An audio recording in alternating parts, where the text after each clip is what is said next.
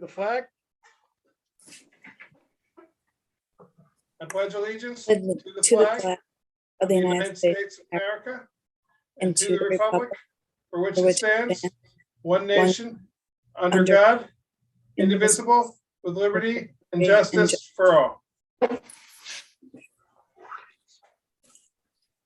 Kate, if you would do the roll call, please.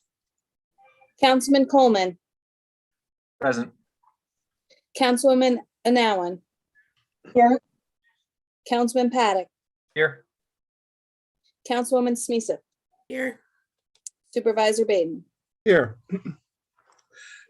Our first agenda item is going to be a motion to amend the agenda. The supervisor forgot the very first resolution that's supposed to be on every agenda, and that's the adoption of the agenda.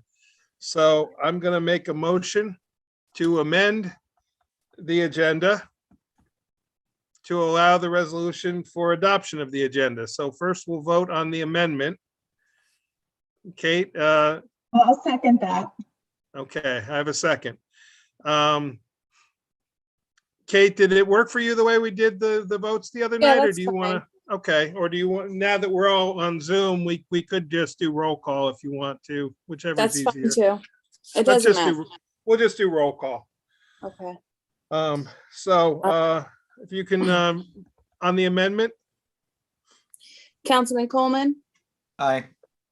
Councilwoman Anawan, Aye. Councilman Paddock, Aye. Councilwoman Smeesa, Aye. Supervisor Baden. aye. Okay, next, the resolution will be to accept the agenda as presented by the supervisor. Do I have a second on that? I'll Second. Go ahead. Okay, any discussion on that? Okay, Kate, if you could call that roll call? Councilman Coleman, Aye. Councilwoman Anawan, Aye. Councilman Paddock, Aye. Councilwoman Smeesa, Aye. Supervisor Baden. Aye. Okay, the supervisor's report, I've emailed you all a copy of the financials. There is an updated that there were two minor changes to the one that I emailed you yesterday. There is a hard copy in your folders in the clerk's office with that, with the updated one, with the two minor changes that were errors that Tim and I had caught today. For the December 2021 financials, the general fund revenue was $134,305.84. The highway fund revenue is $334,792.80. The vast majority of that was our third quarter CHIPS reimbursement that we were paid. Expenditures, abstract 12 of 2021, the general fund, we paid out $110,112.33. The highway fund paid out $40,469.81. The street lighting fund is still at zero. Central Hudson is still catching up on their bills.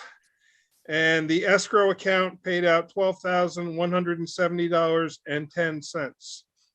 The total expenditures for December for the general fund, $231,055.65. The highway fund, $135,389.73. Street lighting fund is zero, and the escrow account is $12,170.10. Wanted to just give you a quick update. We have transitioned this week to the QuickBooks. Tim is now using it for all revenues and expenditures moving forward.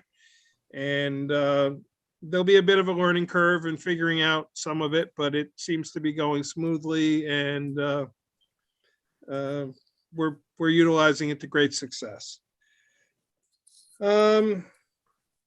Attorney for the town report. Mary Lou, anything? You're muted, sorry. I'm out of practice. The main things I'll be working on this month are the Hoots/Catalpa Lane appeal of the ZBA decision that's due at the end of the month to the appellate division. So I'll be working on that, and that's an expense that should be covered almost totally, if not totally, by the insurance. Also, I'm preparing a training for the planning board workshop, everything from seeker to processing applications, to when you need to recuse yourself, and anything else they come up with between now and then to ask me. And I think I'm going to be busy with planning board. We have a lot of applications, which is a good thing. It's a good thing to have busyness at the planning level.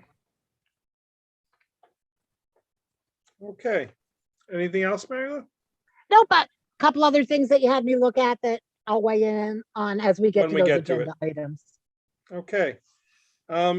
Kate, town clerk, tax collector report? For the month of December, we collected $48,480.35. And tax bills are officially out. And in the past 4 days, we've collected $498,088. So we're $2,000 shy of $500,000. So I want to thank my staff. They have been top notch, and we're got a learning curve going with a new deputy, and she's picked up on everything rather quickly, and it's been a good week. Great, thank you very much. Jeff is unable to be with us this evening. He was going to try. He's dealing with a family situation and also with the impending weather tonight of a storm. He's probably somewhat getting ready for that. He does have a request into us that'll be addressed in the resolution coming up for asking for authorization to put a purchase order in on a piece of equipment. And so moving on to the supervisor's update and the correspondence. I included in your folders or an email to you the assessor's aide job description, as I had talked about at our last meeting. We received from the Ulster County Department of Finance, Real Property Tax Service, the calculation for the pilot that will be paid for us in 2022 by Inez, as based on the agreement with the UCIDA. They will be paying $2,767.56 on the pilot.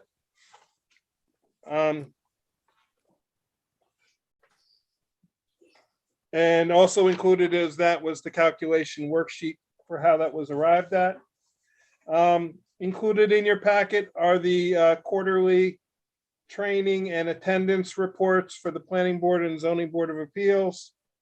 Everybody on the Planning Board had their training hours for last year. The ZBA attendance report, training hours will be submitted to us probably later at a later time. They were still being compiled. There were a couple people that hadn't gotten their training certifications to the ZBA secretary, but I believe everybody did accomplish their hours. The COVID-19 report. I looked on the Ulster County dashboard just before our meeting. There are 3,892 active cases in Ulster County. There are 102 in the town of Rochester. And considering just before the New Year's, we were in the 40s. That's a pretty significant increase. The total number of cases since the pandemic began is 27,343 in Ulster County and 805 in the town of Rochester, which is about 9%, about 11% of our population has been infected by the COVID virus. So definitely just want to remind people to please be vigilant about social distancing as much as possible, wearing of masks, and avoiding being in positions that can spread the virus. New York Rising Algerville Firehouse update. We continue to make progress. Things were a little slowed down briefly during the holidays, but they are working toward, they will be pouring the slab sometime in the very near future for the equipment bay.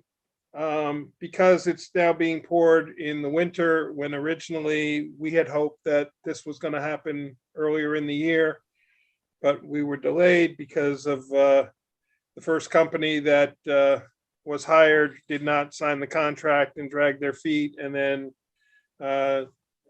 decided not to accept the contract after we had awarded it. So we're a couple months behind on the process. So because of that, we're working on doing an amendment to the contract to obviously, if you're pouring a concrete slab in the middle of winter, you need heat. So we're working on a change to the contract to be able to have portable heaters in there to maintain the temperature for the slab to cure. So we're in the process of working with that through the state, and with the with Barone Construction, the vendor who is doing the project. They're getting us cost estimates. We're working toward getting approval from the state, and with any luck, we will get that accomplished pretty quickly. We're still on track to be hopefully completed with that project by sometime later this summer. The Ulster County municipal tax rates were sent to us by the Department of Finance, and as I had expected, town of Rochester is the lowest taxed jurisdiction in Ulster County. We have a general rate that is by far the lowest of 55.9 cents per thousand, and a highway rate that is $1.48 per thousand, which is, I think, the second or possibly the third lowest. I apologize. I'm looking at one list that shows them all, and it's not in numerical order. I think we are the third lowest.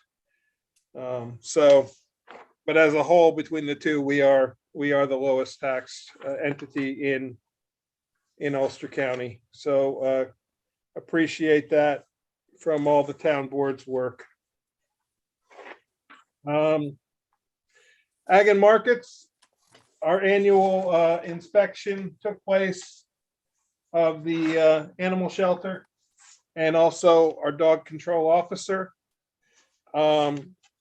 We received as always, a great report from, they are rated as satisfactory. That is the highest rating that they give. Every box was checked as satisfactory from the various records. The DEC send Ag and Markets, not DEC, excuse me, Ag and Markets sends an inspector who comes in and reviews all the paperwork that has been kept, reviews the physical facility. There's a pretty lengthy checklist that they go through. Everything from the housing is structurally sound to temperature check to water and food checks. They check all the paperwork for being done properly. And so thank you, Jill, for all her work. Grants reports. We have 3 that we're in the process of. Obviously, the New York Rising, the local government's records management grant. Through the state, we were able to identify an alternate vendor for the large format scanner that we were scheduled to purchase. It's required that vendor be listed by the state as a minority or women's business enterprise, a minimum of 30%. The original vendor that we got the quote from is not on that list. So Kate and I have been working to try to locate another vendor. We did get about 8 or 9 options of vendors. We emailed them all before Christmas. We got 2 replies back. One was unable to offer a quote, and the other one did offer a quote. So we're in the process of getting them approved. Once they get approved, we should be able to secure the funding, and then we can move forward with the rest of the grant, which is the scanning of all the building and code enforcement records. So we're a little delayed on that because of that holdup, but I think we will be able to move forward. The grant for the Millhook Bridge, I still have not heard anything from the DOT yet about that. I'm certain that we will be hearing more very soon into the new year about what the next steps are of that process. That's the 1.999 million that was secured for the Boyce Mill Road Bridge. The bridge will probably be 2 years down the road, but it's and I said it was 90% funded by the DOT.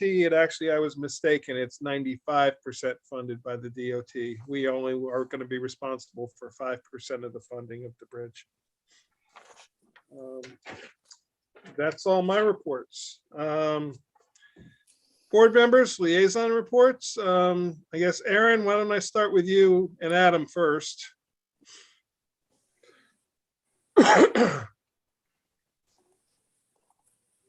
Sure. Okay, so I'm a new liaison to some departments. The biggest update I have from the code enforcement office is that they received before December 31st, which was the cutoff for the short-term existing short-term rentals, they received 88 applications.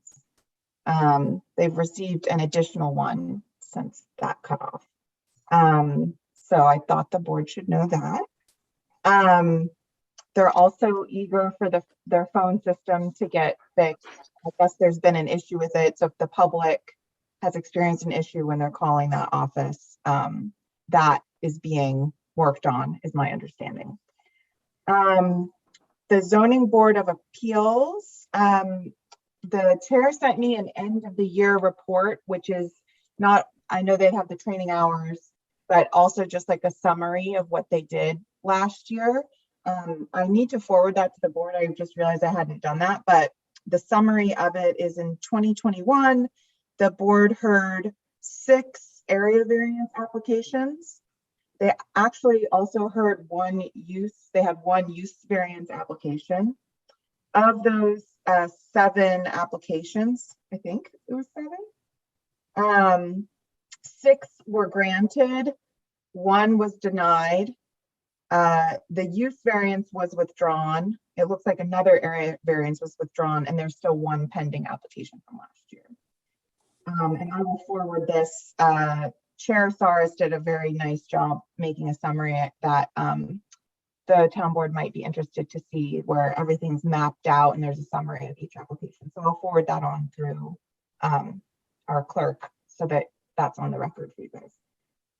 There is 1 vacancy on the Zoning Board of Appeals.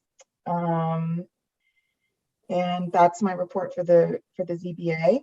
I didn't get a chance to connect with the Environmental Conservation Commission. But I do know that there is a vacancy on that board for any members of the public. And then for library, I had a question on that. I don't know when those memberships are going to be available, the ones that we have through Stone Ridge. Actually, Aaron, I can chime in on that because Jody sent me an email on New Year's Eve to just confirm that we intended to do it again. And I said, yes, we had budgeted, and she was going to start making them available this week. So they should be available. Great. Okay. So that's it for me. Okay.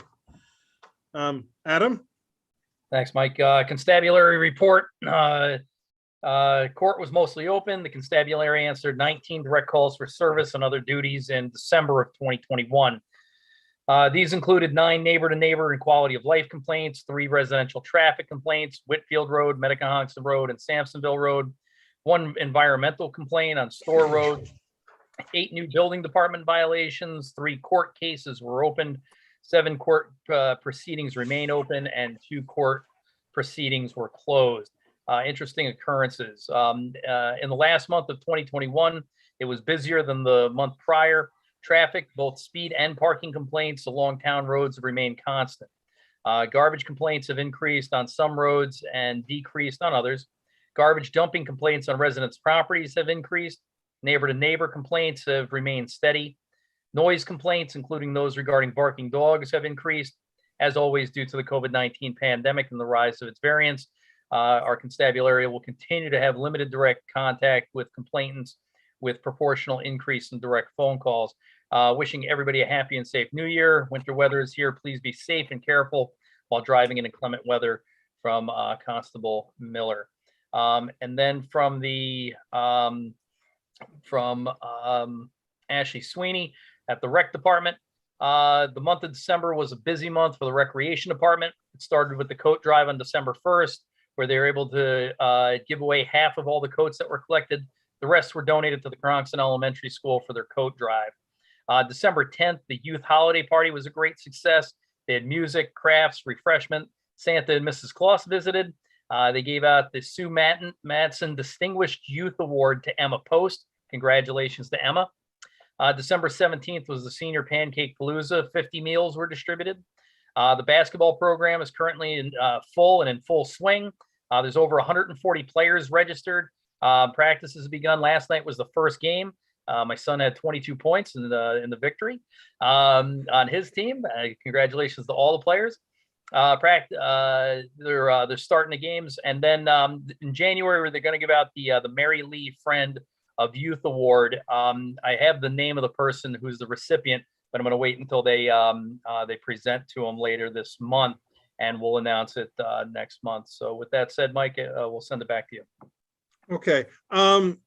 I do know one addition that might not be on there because it just happened this week, Adam. Kate, you may have the date. They planned a community bus trip to the casino. 21st. 21st? Yeah. On Friday, the 21st? Pretty sure it was the 21st. Okay. So if anybody is interested in a community bus trip to the casino, contact the rec department and they'll have more further information. Michael, do you have anything? I'm sure you're brand new and I don't expect you to have anything, but I figured I would ask. I have not had a chance to liaise with Cablevision or Spectrum yet. I do look forward to meeting some of the representatives from the fire district. I'm going to be reaching out to them to set up some meetings, hopefully meet some of the folks there. I did have a good conversation with KFAS a few weeks ago. So just looking forward to working with them and appreciate everything they do for the town. I know that we all do. Right. And we continue to work on that contract, and I anticipate that I'm hoping by the workshop meeting, I'll be bringing a contract for both KFAS and Marbletown First Aid Unit for us to approve. So working toward that solution. And Charlotte, you may or may not be aware, the county has a new planning department staffing that they're actually advertising for right now, but that person is going to be dedicated primarily to housing. And I know you and I had conversations, and that's an area that you're really, really intrigued with. So it's a brand new liaison for us. I don't know exactly what it will mean, but I know it's going to be really important to us. So you answered my question. I was like, who do I go to? Because I thought it was you. Right now, it would be pretty much the planning director, Dennis Stoyle, and Bert Samuelson, who is one of his staff members. He has done there are a number of housing reports that are up on the county planning website that you could peruse. They are a couple years out of date, but the county executive did include in his budget a planning staff member who will be primarily dealing with housing. And I'm sure whoever that person is, the two of you are going to become very, very close confidants with each other. So, but Sure. I think it's something we really need to look at, and that's why it's going to be a lot of work, which is why I didn't give you a lot of other liaisons right now. I'd rather have you focus on one, Yeah. and especially given with your food pantry connections and things, you have a connection to the people already. So appreciate all that. Yeah, absolutely. The next section is town board member time. It's an opportunity for any board members to bring up any topics sort of for discussion. If it gets into a lengthy discussion, we can always table it for further or move it into the discussion section of the meeting. But it's just a general topic that I put on there if any board member has anything they want to say. So Michael, since you're in the top left corner of the Hollywood Squares here, we'll start with you. Yeah, not too much to say today, Mike. I want to just start by thanking the outgoing board members. Having attended and observed a lot of the town board meetings, I know that they've done a tremendous amount of work, and we as residents only get to see a small part of that. So, especially as I watched my inbox fill up this week, I started to realize what I'd gotten myself into. And so, thank you to Bea and Chris for everything you've done for the town. I expect we'll continue to do. Thank you to Lynn Archer for your work at the county, and to Paul Shaheen for your service to the court. Thank you to the board members who are continuing on. I've had a chance to talk with all of you, so I'm going to have a lot of questions, and then I can be difficult to get off the phone at times. And finally, I guess I've had a chance to speak with a lot of people in town over the past year while driving around, and I hope to make that a habit. And I want to make sure that everyone feels like they can call me up on the phone or send me an email. And if anyone wants to meet me in person, I'm currently helping out at the Town of Rochester Exchange on Saturdays at the transfer station between 11 and 1. So you can show up there and surprise me, introduce yourself, and look forward to meeting more of you. That's it. Okay. Charlotte, let me let you go next. Sure. Just also a big thank you to our previous board members and everyone that served our community that's retired this year. And I also, like Michael, if anyone has anything to come to me to, please email me, call me. I'm normally at the Rondout Valley Food Pantry, not the Rochester one, so that no one expects to find me there. And I'm happy to talk to people whenever they want.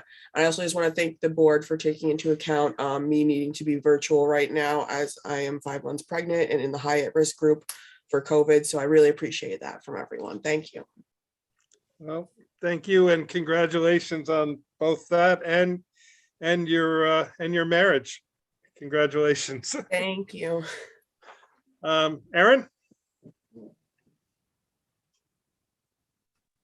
Yeah, that was really great to hear from you guys. Welcome. I had one thing that is sort of a beginning of the year thing I wanted to put to the board. This came up last year, but I'd like us to schedule the employment practices manual review with our HR consultant. We talked last year about doing that. We have a number of employees that have come on board since the COVID-19 pandemic, and they didn't get that review, which typically happens. And then I was also thinking that for me and maybe the other new board members, that also would be helpful to just go through that manual. And we had spoken with our HR consultant last year about recording, that he could do that and we could record it. And then it would just be available for future employees.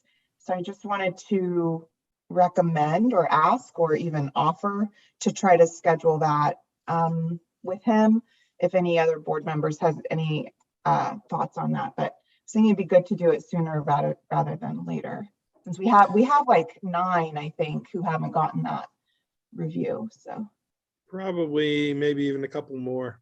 Yeah. So, and just to clarify, you don't mean a review of the handbook itself. You mean a review by our HR consultant going over it for the Yes. employees. Okay. Yes, where he Yeah. goes through it and anybody who has questions, if they're Right. in the live session, can ask. Yep. And then someone who's new could have access to that recording and they could watch it. I know I read it and I always have questions. So I thought it could be a, two birds with one stone. Okay.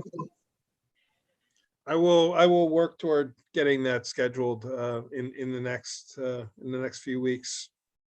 Okay, that'd be great. Thanks. Okay. Adam? Yeah, and thanks, Mike. And kind of right in line with Aaron, one of the first of the year issues I'd like to tackle is what you and I started, late last year with our hiring process. Everything from the sources we're using for, acquiring new candidates, to our onboarding process, to our performance management, and, eventually outgoing process. So, like I said, I think that'll, take, a place right in the forefront here early in the first months of the year. But that's everything I can say. Thanks. And thank you for that, because that is exactly the reason I created a liaison to human resources, which is now you. So for that very reason, I knew that was something that we had talked about last year, and you bring a wealth from your professional life, a wealth of human resource skills that we can certainly all gain from. So appreciate that. Okay, let me see if there is anybody from the public on this evening. I only see one, Max Freeburn, reporter. Max, do you have anything you'd like to say? If you feel free to unmute yourself. No, thank you, but I really appreciate the offer. Okay, thank you. So moving on to resolutions. And I did receive a letter to be read into the minute. Okay. Into the record. All right. It's short. This is to clear the record regarding Councilwoman B. Hagen Depue's slander spoken during the December 28th, 2021 audit meeting. Ms. Haugen Depue repeated a baseless 20-plus-year-old rumor alleging the undersigned illegally grew marijuana while living in the town of Rochester. This is patently false. Sorry. It should also be noted for the record that Ms. Haugen Depue stated she joined others in the town ignoring breaches of the code and law, which is particularly egregious coming from such a long lifetime serving ZBA member. The fact remains Ms. Haugen Depue continues to use rumor, innuendo, and outright lies to kill the messenger, so to speak, whenever her conduct is reported on. She refuses to take responsibility for her questionable actions involving an unauthorized transfer of $86,000 of taxpayer money to her cousin when she was senior account clerk in the town of Awarsing, as per the New York State Comptroller report. Ms. Haugen Depue, a sitting town board member, slandered me, and I request that it be stricken from the written record and this correction be read into the record to assure clarity. Thank you, Stephen L. Fornell. Okay, thank you very much. Well, moving on to resolutions. The first resolution, and we will have to insert the resolution number. Kate can do that. The recommended resolution is the town board amends resolution XXX of 2021, approves the payment of highway fund abstract 11, I'm sorry, that should say 12 of 2021, in the amount of $40,469.81. I'll make that motion. Do I have a second? I'll second. Okay. What happened was, after we signed the vouchers, when Tim was entering the highway vouchers into the system, we discovered that one of the vouchers that was included had been paid in November. So it was removed from the abstract, leaving the total amount of the $40,469.81. So any questions on that? If not, Kate, call the roll call vote. Councilman Coleman. Aye. Councilwoman Anowen. Aye. Councilman Paddock. Aye. Councilwoman Smeethit. Aye. Supervisor Baden. Aye. Next is another amendment of the resolution for the payment of the escrow fund for abstract 12 of 2021. The recommended resolution, the town board amends resolution, and again, we'll have to fill in the number of 2021 and approves the payment of escrow fund abstract 12 of 2021 in the amount of $12,170.10. I'll make that resolution. Do I have a second? I'll second. On this one, the invoice that came from CPL had a invoice amount and then an outstanding amount that was listed on there.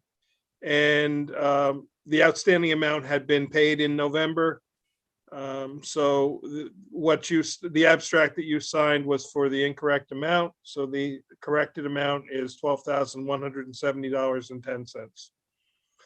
So, Kate, if you call the roll call vote on that. Councilman Coleman, Aye. Councilwoman Anowen, Aye. Councilman Paddock, Aye. Councilwoman Smiseth, Aye. Supervisor Baden. Aye. Next, the action on the minutes. Town of Rochester Town Board accepts the minutes of December 2nd, 2021 regular meeting, the December 15th, 2021 special meeting, and the December 28th, 2021 audit workshop meeting. Do I have that motion? I'll I'll make make that the motion. motion. Okay, second. I'll second. For the new board members, just so you're aware, I know you weren't members yet. You are allowed to vote on minutes because you're voting to accept them. The requirement is that you have read and understood them. You're not saying that, by voting, you're not saying they're correct, incorrect. You're saying the caveat is that if anywhere down the road we discover an error in the minutes, it can always be corrected at a later time. But some people feel they have to abstain if they weren't at a meeting. You may if you choose to, but you're not forced to. I just wanted to make sure you understood that. So does anybody have any additions, changes to the minutes? Okay, Kate, call the vote. Councilman Coleman, Aye. Councilwoman Anowen, Aye. Councilman Paddock, Aye. Councilwoman Smiseth, Aye. Supervisor Baden. Aye. Next is acceptance of donations. The Town of Rochester Town Board accepts donations of $102.26, $55.69, and $113.22 from St. Pauli's Textile Incorporated. Do I have that motion? I'll make the motion. Second? I'll I'll second. second. Again, and I apologize if I'm over explaining, but for the new board members, just so you understand why we do this, any donations, whether it be materials or funds, must be accepted by the town by resolution. This is the company that manages the clothing drop-in at the community center.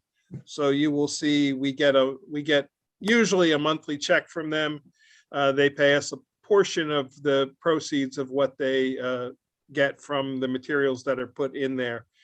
And it goes into our general fund, but it is earmarked, it specifically goes toward paying some of the recreation department's fees. So is there any question or discussion on that?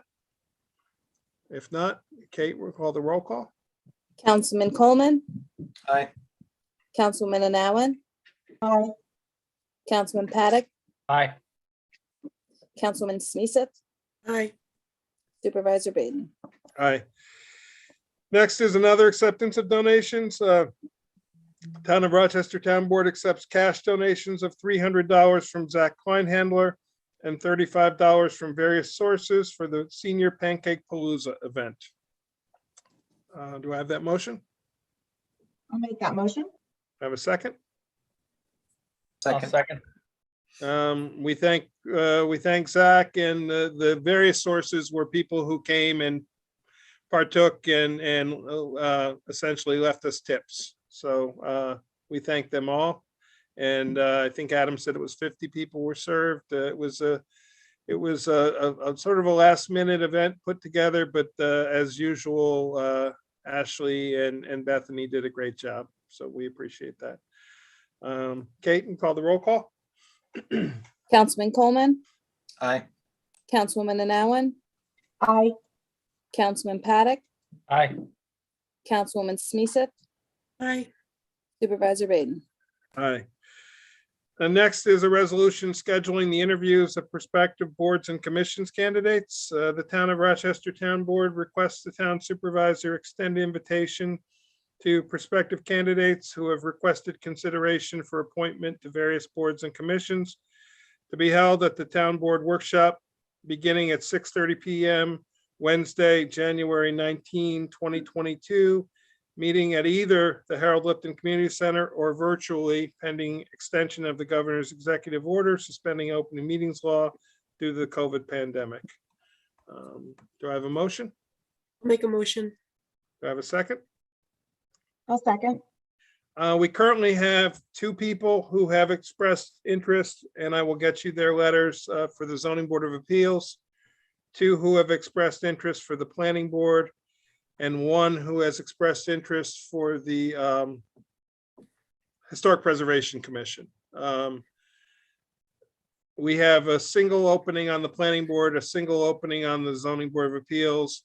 The Historic Preservation has either 4 or 5 openings. The ECC, if anyone is interested, I believe has 1 opening. And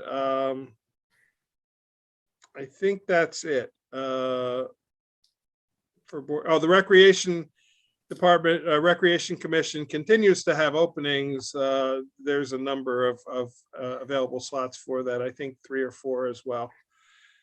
So anybody who gets us letters of interest, what we do is we hold a brief 10-minute interview, meet and greet kind of thing with them at a meeting before we do their appointments. And then we make our selections based on those interviews and their resumes. Do we have a deadline for that, Mike, when people can? We apply? do not. We've always let it be, it can, be right up until the last minute. We can certainly schedule, being that there's so few. Last time we scheduled a special meeting, we had about 12 or 14 candidates. Our policy has always been anybody who is currently seated on the board, if they want reappointment, we do not make them come in for a new interview. We only make new candidates interview. But right now, I have not heard from any of the existing Zoning Board of Appeals member has chosen not to continue. And I have not heard yet from the Planning Board existing member, whether she would like to be considered or not. So the short answer is we don't really have a deadline. We just schedule them 10 minutes apart, usually at a workshop meeting. So, Kate, if you do the roll call vote. Councilman Coleman, Aye. Councilwoman Nowen, Aye. Councilman Paddock, Aye. Councilwoman Smeeseth, Aye. Supervisor Baden. Aye. Next is a resolution authorizing me to sign a contract. The Town of Rochester Town Board authorizes the town supervisor to sign a contract renewal between Peak Power Systems, 99 Sprague Avenue, Middletown, New York, 10940, and the Town of Rochester, 50 Scenic Road, Accord, New York, 12404, for the term of service March 1st, 2022 through February 28, 2023, and authorizes payment in the amount of $495.72 for 1-year renewal of generator service maintenance at the Harold Lipton Community Center. Do I have that motion? I'll make the motion. Do I have a second? I'll second. Okay, I sent you all the agreement, fairly straightforward and standard. This will be the second, this will be the third actually contract that we will be signing with them. They come once a year. They do a servicing, they do a checkup of it all. We could go with an option of 2 per year, which is $841.32, but have not found that we think that that is necessary. It is still covered under warranty as well. But this is for just general maintenance and service and kind of like doing the 100,000-mile service on your car. So I think it's money well spent. Are there any? When do they typically do it, Mike? And when will we get it scheduled? I don't know. Once we sign that contract, I can't remember when they came and did it last year, to be honest. But it will be sometime in the next few months. I think they wait till it gets a little bit warmer. But if I remember right, it was like I want to say May or June when they did it. But they were who we purchased it from, and we purchased this maintenance agreement from them, and so far have been very happy with their work. The generator is set up to it runs a self-test for I think 40 minutes every day. It comes on in the morning for a 40-minute period and runs a self-test on its own.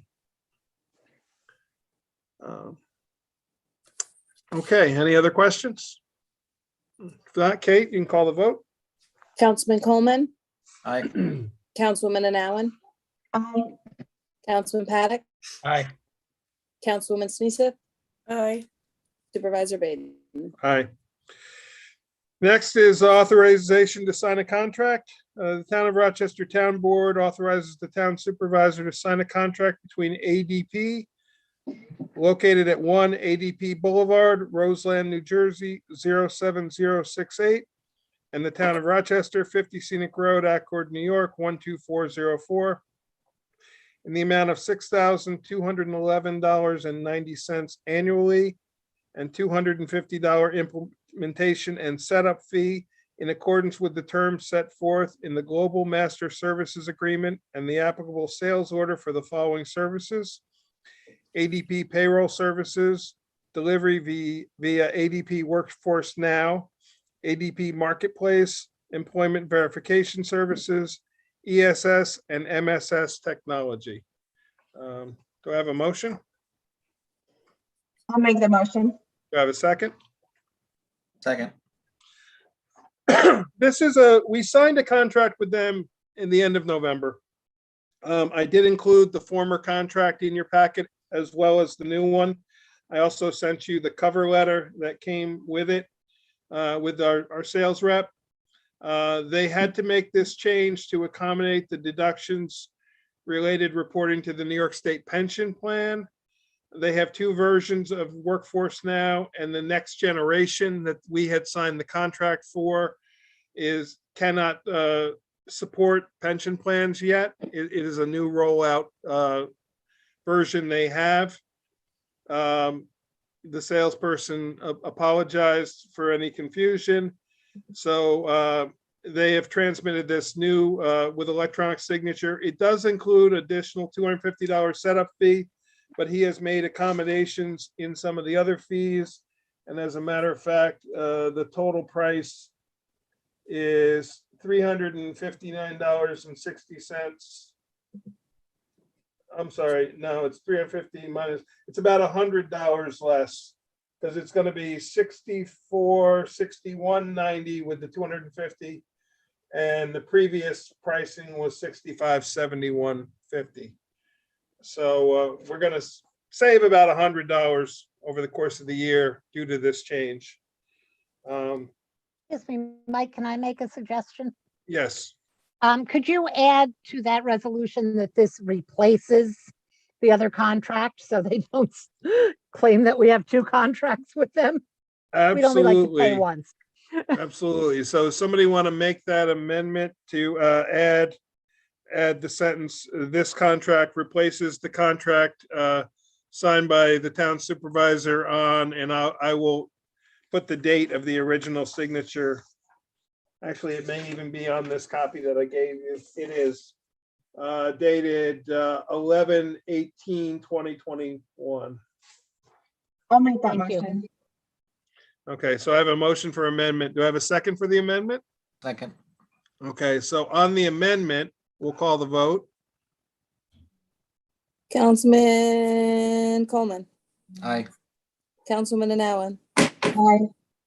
Councilman Paddock, Aye. Councilwoman Smeeseth, Aye. Supervisor Baden.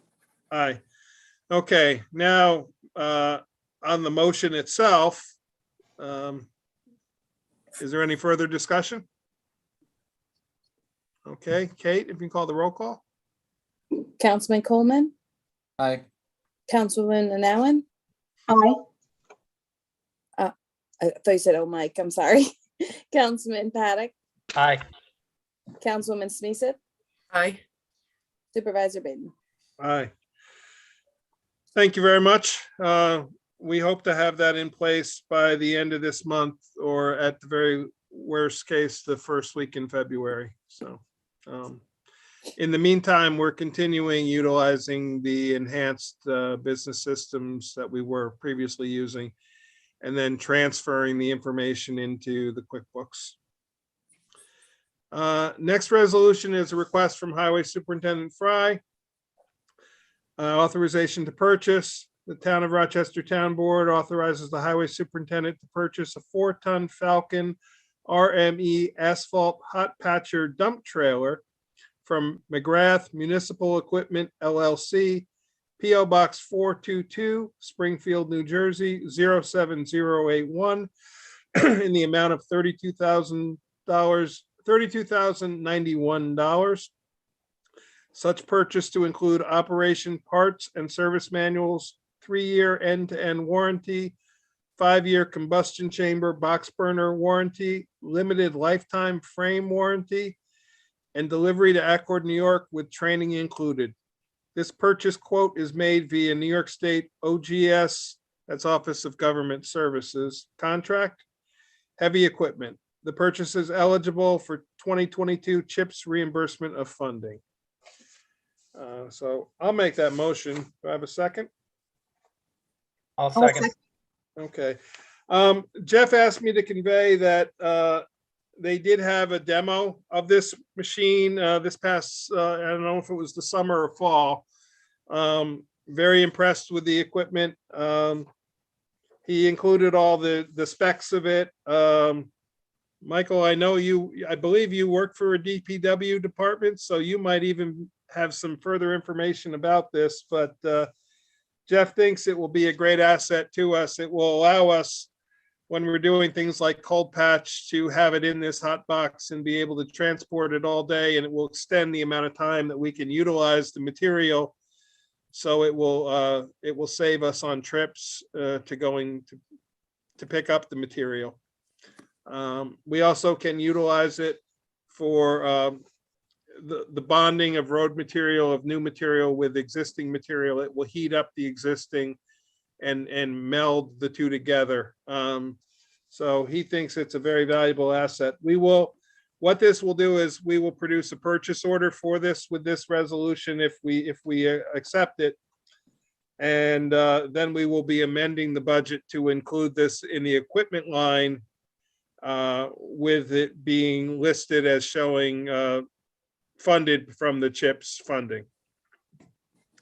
So are there any other questions about it? I was gonna ask if I could see it when they first fire it up, but Absolutely. It's they say it's a 90-day delivery from order. We'll see if we actually get it in 90 days with materials the way they are, but I anticipate we'll have it by the summer. And the new chip cycle goes into effect in April. I did confirm with Jeff that even though we are requesting this now, we won't be actually paying for it until we receive it. And he said it is eligible under because the governor's calendar year runs April through March 31st. But it will be eligible even though we're ordering it now. I made sure of that. If not, we'll call a roll call vote. Councilman Coleman, aye. Councilwoman Allen, Aye. Councilman Paddock, Aye. Councilwoman Smeeseth, Aye. Supervisor Baden. Aye. Before we move to discussion items, I would like to make an amendment to the resolutions. Just confirming that the addition of the Juneteenth holiday in the town of Rochester schedule is a permanent addition and not just for the year 2022. Do I have a second on that? And then I'll explain why I'm making the motion. I'll second that. Okay. In speaking with our IBEW business agent, he asked that we do a memorandum of agreement because the contract has the listing of the actual holidays. He was very thankful that we were adding this. But he asked the question, is this just for 2022 or for permanent? And I said, I assume it's permanent, but let me get a clarification. So by this resolution, we will make this a permanent holiday in the town of Rochester. So, is there any discussion on that? If not, Kate, you can call the roll call vote. Councilman Coleman, Aye. Councilwoman Anowen, Aye. Councilman Paddock, Aye. Councilwoman Sneeseth, Aye. Supervisor Baden. Aye. And thank you, Aaron, for proposing this addition. I'd like to thank members of the rec department because they're the ones who brought it to my attention. So A great Thank you, idea. Aaron. Moving into, does anyone else have any other resolutions that they would like to propose to for amendment? Okay, moving to discussion items. The first, I'm going to turn it over to Mary Lou to give us a little background. So the code enforcement and building department fee schedule that we proposed had some sections in there about that we had adopted last year about number of customers, and then looking at our law and looking at the state law, I'm not sure that that designation actually applies. So Mary Lou, It actually does apply, and here's the Okay. reason. We have to go back to the state to find the definition of an area of public assembly. And so you go to the regs that Mike sent you. There's not a definition, but it says if there's not a definition, you go to the building code, which is in the New York State executive law. That section says an area of public assembly means all buildings or portions of buildings used for gathering together 50 or more persons for amusement, athletic, civic, dining, educational, entertainment, patriotic, political, recreational, religious, social, or similar purposes. The entire fire area of which they are a part and the means of egress therefrom. So I think that's how we ended up saying, okay, in ours, it does say more than 50. I think it should say 50 or more, because that's where the cutoff's in the other direction. If it's under 50, you don't need to inspect it every year. If it's over 50, you do need to inspect every year. I also,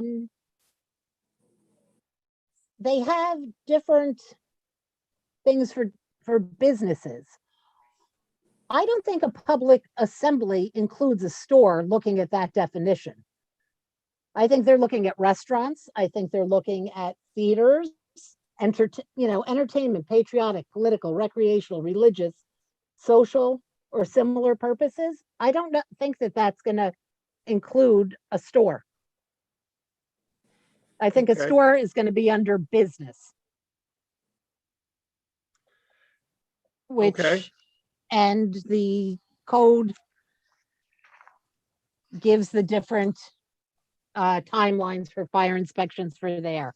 So the only recommendation I would make for this is that under once every year, the second bullet point, say buildings that contain an area meant for public assembly for 50 or more persons. And that Okay. does require 1 year. Okay. And Question, I'm sorry, go ahead. no, go ahead. A question for you on calculating square footage of a business. Mhm. Do we, in the case of the example I'm speaking of is the one that sort of brought this all to our attention.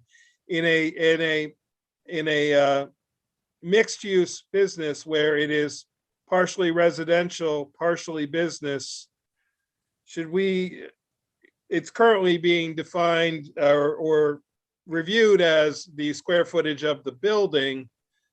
Is there some differentiation that you can recommend that, or just based on the state law and on our law, or how do we address that? Well, I think, and this, I don't know, we would have to check with the building department to see that, because that one particular business that's, we have a question about, I don't know that they did that under public assembly or because it has sleeping quarters. Okay, I'm not sure. So I would keep things the way they are for now. I can talk to Will and Jerry again, and either they or I can call Secretary of State Code Office okay, to see if they have some guidance on that. okay. Well, if that's the case, why don't we, this isn't a resolution, so we don't have to table it, but let's wait till we get further guidance from Mary Lou on that, and then we can address it all at one time, That's fine. either at our workshop meeting or at our February regular meeting, depending on how long it takes to get that guidance. And then Mary Lou, if you think anything in our law, which dates back considerable number of years, that needs to change to Yeah, I'll compare them match the because state law, right, let state us has know. changed. And I mean, obviously that's a local law process we would have to go through, but in the addition, but in the Sure. meantime, so the current fees will remain until such time as we change them, but does I anybody, had a few have it- comments and questions looking through this. So the first is I think we need to be consistent. So we talk about commercial buildings and then we talk about just buildings. So I don't know if we need to say commercial buildings throughout when we're making some of these distinctions in the actual set of rates for fees. I also thought that the state law had a longer threshold. It was 3 years and not 2 years. It And- depends on what type of business it is. So, right, but I think, For 3 years. right, but I think we're within the threshold because it says at a minimum of 3 years. My question would be from a town perspective, I mean, the goal of fire inspection is to ensure public safety, not to be punitive or to raise revenue. So if the state allows us to go to 3 years, might we want to consider that so that we're not, putting undue burdens on people in town. If the state's okay with 3 years, maybe, we should consider 3 instead of 2. Last point, I think this could be reformatted because I read through this a bunch of times and I was like confused as to how the fee structure was set up. So I'd be willing, Mike, to sit with you and maybe you could explain this to me and offer some formatting changes that might make this a little bit easier. And maybe it's just me, I don't know. I had a hard time. So to answer the first answer is yes, absolutely. If there's a way we can improve it, it's set up right now by budget code because the code enforcement office receives a lot of different revenue from different that falls under different budget codes. So it's the number and the highlighted section is the budget code, and then the non-highlighted is the title of the type of fee or permit that's being secured, and then the cost of it. But this is significantly better than what we had 2 years ago, but I'm open to what we used to have, one long running list. Yeah. I'm perfectly willing to do it. It just should be left in the budget categories as it is, because that makes it easier for our staff to be able to identify the codes, the fees when they're not. Now, it may be harder for the public. Maybe we have 2 different sets, but I'm reluctant to have 2 sets of fees. Even if the numbers are the same, if they look different, then people assume they're different. Yeah, So, no, the budget code made sense to me. Yeah. It's the way the bullets were structured. I was just trying to follow it. happy to work on that because that was kind of a free form thing that evolved. So if you have some suggestions, absolutely. So, anybody else have anything to add? Thank you, Mary Lou, for finding that out. And can we just leave it to you to just directly reach out to Jerry and Will and Yeah, find out those absolutely. answers? Yep. Okay, thank you. Next, we have a request for open development on Cliff Road for a parcel. The gentleman had sent in an application back in November. I had forwarded to Mary Lou. She said he really needs to write a letter. The letter that was received is the result of that. And I also included for the new board members and even for the more experienced board members, the open development section of state law. What open development is for Michael and Charlotte, anytime somebody wants to build a structure on a property that does not have road frontage on a town road or a mapped private road, they have to assume the responsibility of safety in return for us to allow them to build, which means we grant that parcel an open development permit. They're allowed, and they sign a binding agreement with the town that they are responsible for maintaining access to it for fire and emergency services. It's a little cumbersome, a little complicated. It always involves Mary Lou because she has to review everything to make sure it's done properly. It gets even more complicated when it involves Cliff Road, because Cliff Road is a public road that then morphs into a private road, and it predates a lot of easements and things. So many portions of the road, it's unknown who actually has control over them.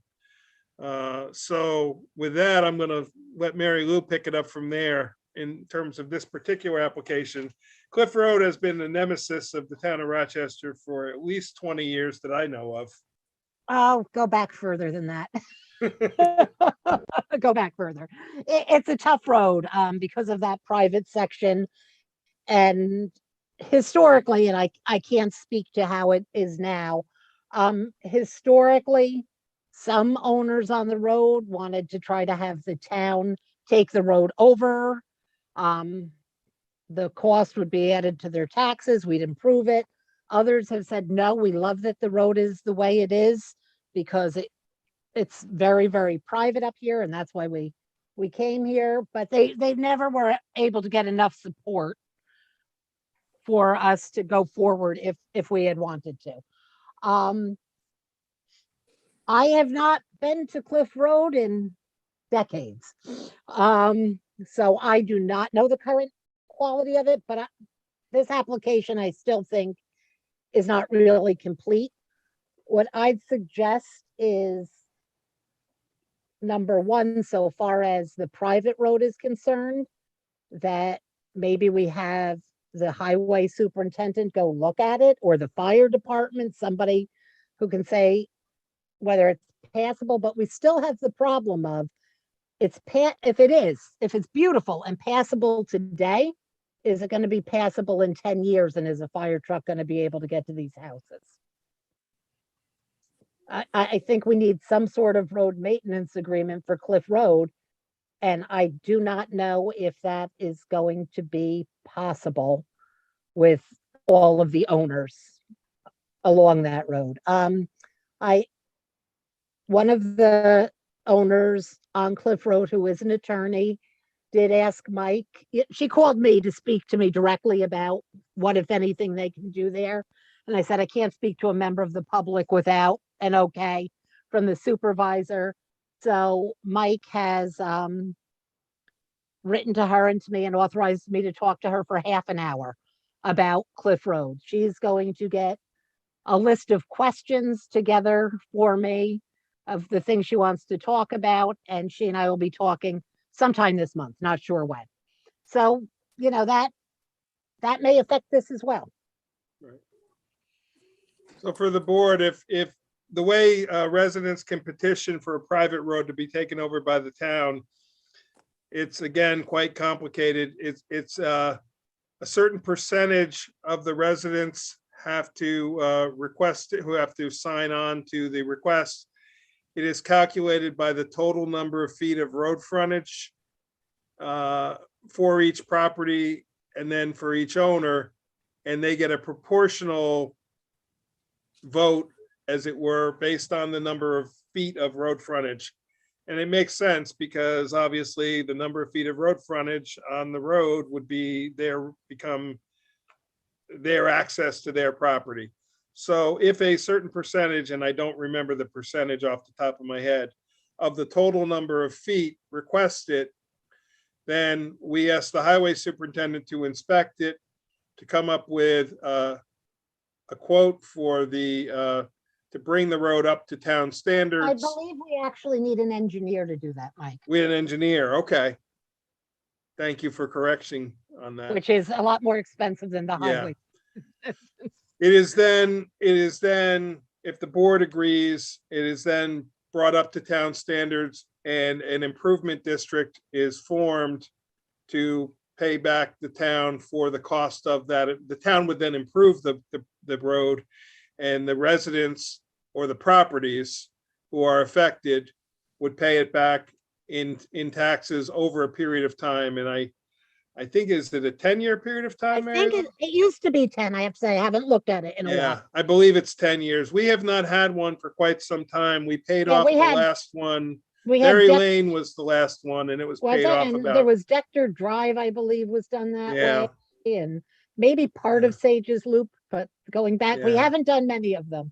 we had, Because Berry it's Lane was paid expensive. off 5 Right. years ago. I know Yeah. that. 4 years ago, Berry Lane was paid off. So my first year in office was the last payment on Berry Lane.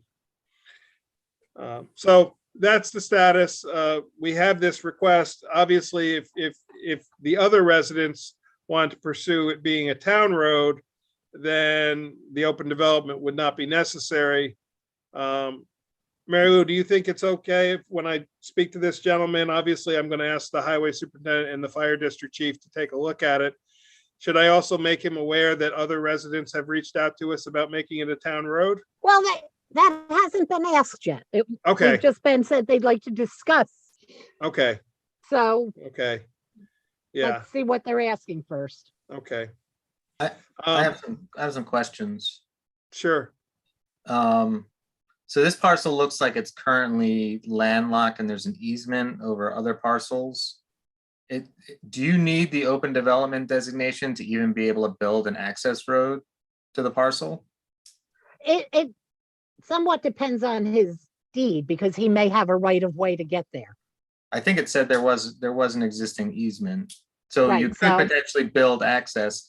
And then I was under the impression that you would need to build that access and establish that access and have that signed off by the fire district prior to the open development designation. Is that the case? No. No, okay, so you could get No, that. it maybe the plans have to be approved, but they're not going to build it unless when it's unbuilt, unless you give them open development. Can you imagine putting the money into that and then being turned down? Yeah, what happens if they build it and then they don't actually make the access the way that you expect them to make it? That's the other Well, side. we would do inspections. They don't get it. They don't They're not going to their get their driveway permit. They're not going to, yeah. right. They're not they going to won't get their get a building certificate of permit. occupancy. They wouldn't get a building permit. Okay, is the parcel, do you have to pass through the private section or is that whole section of Cliff Road private, or do you have to go through a private section where you would need a road maintenance agreement to be able to even consider that as a possibility? Because you said Over Cliff Road, you mean? Yes, yeah, okay, yeah, because again, it could be in great condition now because somebody took care of it. But without us having some sort of road maintenance agreement, we don't know what it's going to be like 10 years down the road. And God forbid there's a fire up there or some sort of emergency. okay. Michael, that issue has been is that because in many cases, people own to the center of the road, but along Cliff Road, because it was essentially just a road by use that has developed over the years. In this case, the person who owns this property may not have the legal ability or authority. He might have the ability, but not the legal authority to do anything to the other parts of the road that he doesn't have control over. And that's really been the issue. He would have to get the other neighbors to allow him to maintain and do improvements to a part of the road that he doesn't have legal ability to. So that's what further complicates this. Oftentimes in the deed, the easement of access is in the person's deed. But in this case, it's not. So in this case, it's much more complicated. This is not the first request we've gotten for Cliff Road, and I think not the first request for this property specifically. Correct, correct. Yeah. So What's the current zoning? Is it 5? hang on, let me look on the map here over my shoulder. I believe it's I believe it's R5, but it could be R2. I'm pretty certain though it's R5. Yeah, it's 5. Okay. Sorry, that's it. No, it's quite all right. It's a complicated process, and this is a It is a very complicated tough property area. on Very top of tough everything area. else. So, as Mary Lou said, 20 plus years, people have been asking for open development and taking over these roadways, and we always end up back to the same problem. So, but it is a little heartening if there's a change in heart of some of the residents up there. A lot of the residents liked it not being a town road, and I think now some new people have purchased, and that's why there may be a change in opinion of that.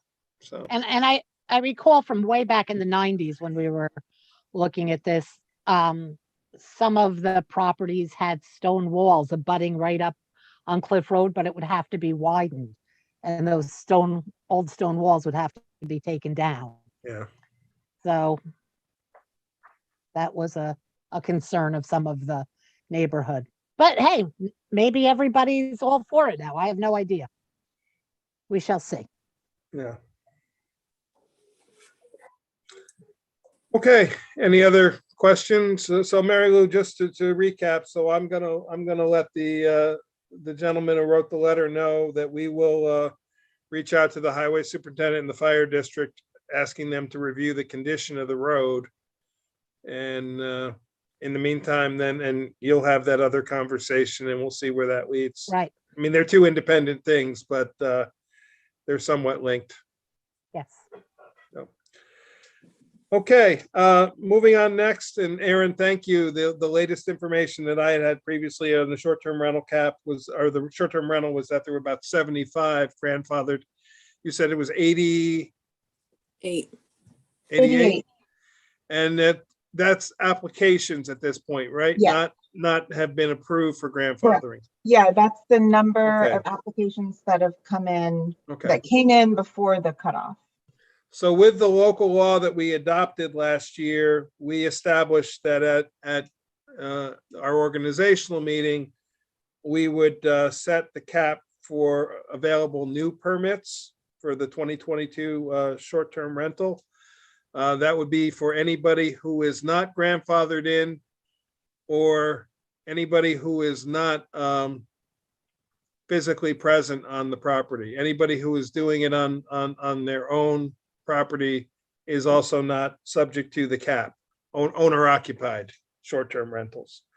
So with that being said, what are people's thoughts on the number? We had anticipated that there were approximately 200 short-term rentals was the estimate that we thought we were working from. I would say based on the 88 grandfathered in or that have applied, we're right about correct, because I'm betting about 50% probably didn't do it. Some of them I know tried to apply and didn't have the county sign off that was required, and they were not allowed to apply. So Do you know around what that number was, Mike? I don't know. I don't know. My sort of, and it is it's a gut feeling off the top of my head. I would like to say, and this is kind of the number that I threw out when we were having the public hearings, is that we set the cap for available new permits at 100 for 2022. Since we're not in a resolution stage, we're in a discussion stage. Let's have more conversation about it before we move into resolution. So does anybody have any great feelings one way or the other? I'm excited to hear that 88 people have applied for the grandfathering, and it kind of reinforces the thoughts that we had during the rather lengthy process where we didn't know. I'd be excited to add another 100 new applications here shortly, but if we can't make a resolution tonight, then we should certainly put it on the next agenda. What does that bring the percentage? What would 188 be percentage wise? In terms of total housing units, I don't have the number right in front of me. I seem to remember it was about 2,200 or 2,000 housing units in the town of Rochester. That sticks in my head for some reason. So roughly 8% at 2,200. Yeah. 10% was kind of always my maximum percentage in my head. So, I mean, that would be 220. We also we can't assume that all 88 are going to pass with the grandfathering. Some of them may not pass and then would fall into the new cap because they would have to reapply as a new, if they did not meet the standards of the grandfathering. So Mike, are you suggesting in saying that you want to stay around 10%? Because I do also agree with that number as a maximum for total always that we have of short-term rentals. We agreed to, so for Michael and Charlotte, we agreed to set this every year I believe in August. But because this is the first year, we wanted to see how many applied for grandfathering. 200 was always, and it's totally a made up number, but 200 was always my idea of a maximum of what we should be achieving. Based on the fact that we have 88, this first year we could go a little conservative maybe and do 100. And each year we will set that number in I believe it's, like I said, it's either August or September, because the assessor will tell us with the July 1st tax rolls how many residences are in the town of Rochester each year. And then we will set our cap based on our knowledge of how many exist already, of what that will be. But this also doesn't account for people that are considered on premise or on site. People that are full-time residents that are also correct. They are not part of the cap. Some of the 88, some people may have applied for the grandfathering not knowing that they didn't have to apply for the grandfathering.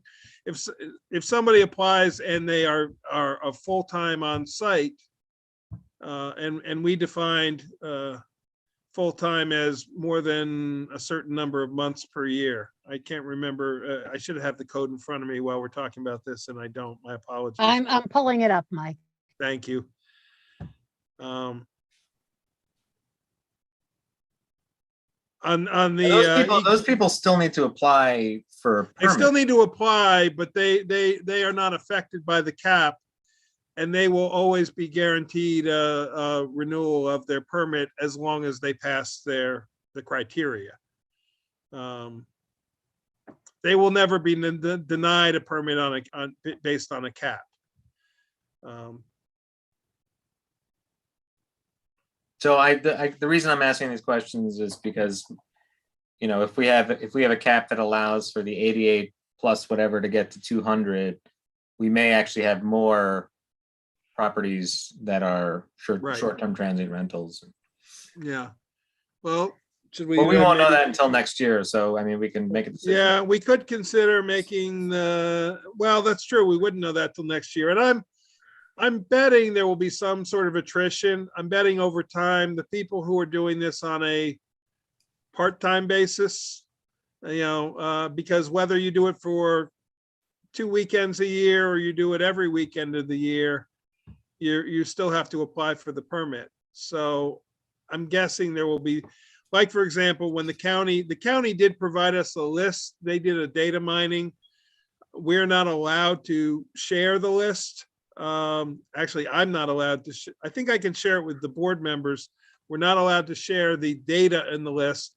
And there were a number of people, though, that had advertised on sites 2 years ago and haven't continued to advertise. My guess is those people are probably not actively doing short-term rentals. So.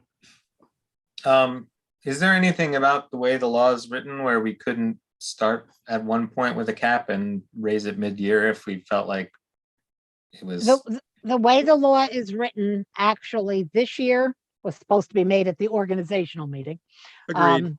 But we didn't have enough information at that point, it looks like.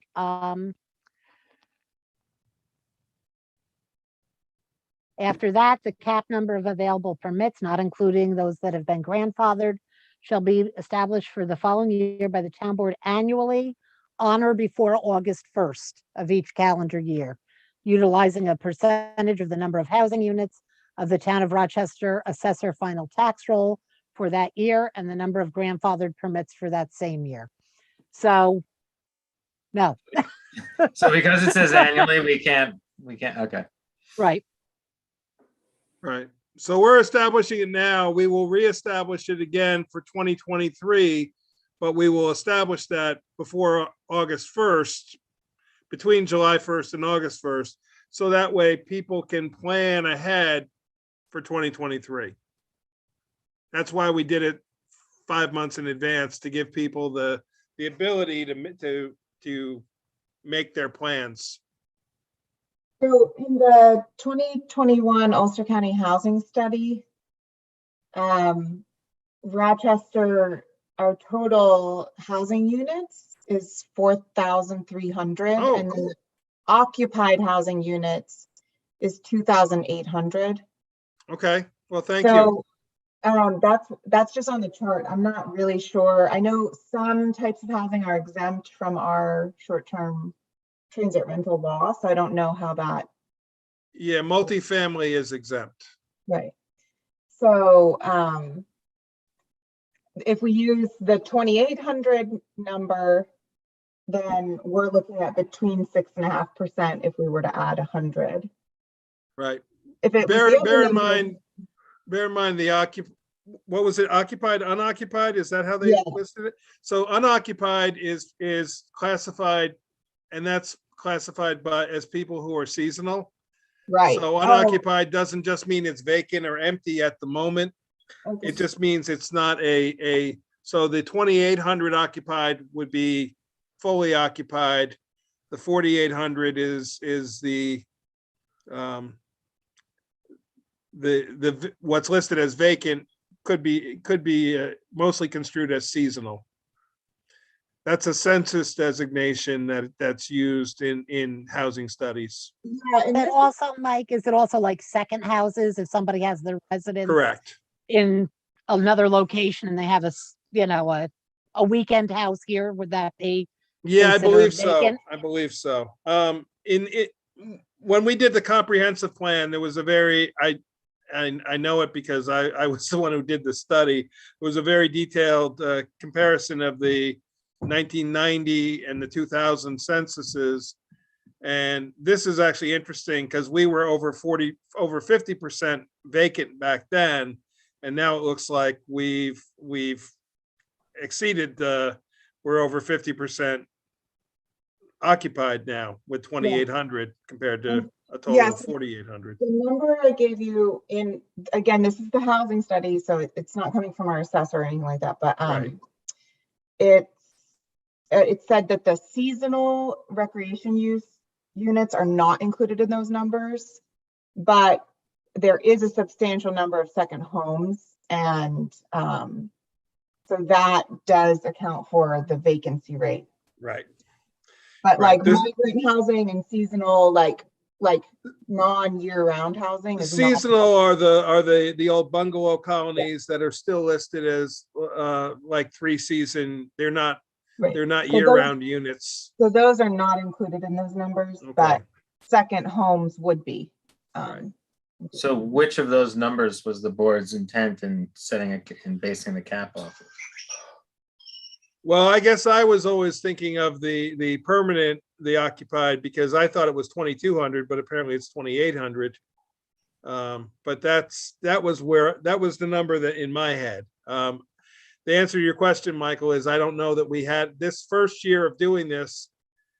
What we're doing now is exactly what we anticipated. We'd have a conversation based on how many people applied for grandfathering. Because I would assume that a lot of the ones that are currently applying are in that other category anyway, so. The way the law reads is utilizing a percentage of the number of housing units on the town of Rochester assessor's final tax roll. So if it's housing unit, it may be unoccupied, it may be occupied. But if it's being taxed as a house, So then it's the 4,000. So what? and some of those, I wonder, are some of those multifamilies? Yeah, probably. Some of them would be. One number that stuck in my head from I have two things I want to say. So one number that stuck in my head from our town board discussions was 120. And I remember that as being 3% because we had this 3% in our head. And 120 is 3% of 4,000. So I think we might, when we were talking about that, I think we were using a slightly higher number. Then the second thing I would say is I would like us to set this cap very soon, but I think I would feel more comfortable if we actually got that number from our assessor from last year and used that so that we at least knew what percentage we're voting on. Actually, Aaron, I may have that right in front of me in our budget. Possibly.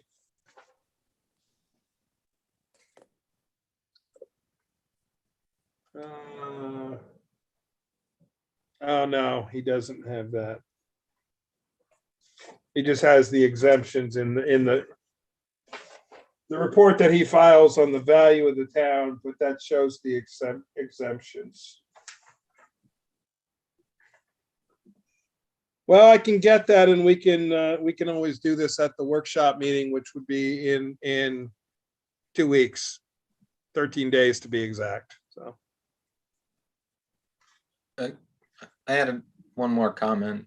The other thing I want to be sensitive to is I know there were a lot of people that were concerned because they were not going to conform with the law as written, and there was some discussion about tenter and changing the campsite law to accommodate for structures that weren't up to New York State Fire Code, but might potentially be rentals. I just want to make sure that if that's work that still needs to be done, that we prioritize that as well, because if there were people that were relying on that income for certain structures, that, you know, I don't want to take that away and then, you know, 9 months passes and they lose. No, but those just the answer, Michael, those don't qualify as short-term rentals. Right. So understood, but it's a separate issue in that we would have to redo our zoning code to address that. The gentleman who actually, I don't know if he started Tenter or was just very involved in it, who actually lives in the town of Olive, or did live in the town of Olive, reached out to me, and we've communicated back and forth, not in the last couple months, but he offered to assist us through a process of trying to come up with something that will work for both us and them. But I don't think we should, in my mind, they're two separate issues. I don't want to delay this while we figure that out, obviously, but Agreed. yeah. But it's a very valid point. We have to be careful with that one though, because there are a lot of areas of the town where it's probably not appropriate for tenter that are already happening. So Well, do you want to think about for another, you want to get that number and deal with this at the workshop meeting of the number of household units? I mean, I Yeah. think that's easy to get. Yeah, we can't make the final decision until we know how many Okay. properties there are, but because based on what we wrote into the law, so we'll need Yep. that information first. Okay. I think we're all kind of the mindset though, 100, 120 in that vicinity. It sounds like. I didn't hear anybody say, oh, we should do 200 or we should do 50. I think we're all within a reasonable range of each other. So I will check with Jeremy and get those numbers. That should be fairly easy to get, and we'll go from there. And he can tell me what's classified as multifamilies and what's classified as single families. So that should be easy enough to discern. Okay. I put the ARPA funding projects on the agenda just as a bit of a reminder. We have so far funded 3 things with the ARPA money. We funded the playground equipment. We funded the installation of the playground equipment. We funded the premium pay that we did to the employees, which was very well received. And we have committed a portion of it to funding the difference of what we budgeted for the rescue squads versus the ask for the 2 rescue squads.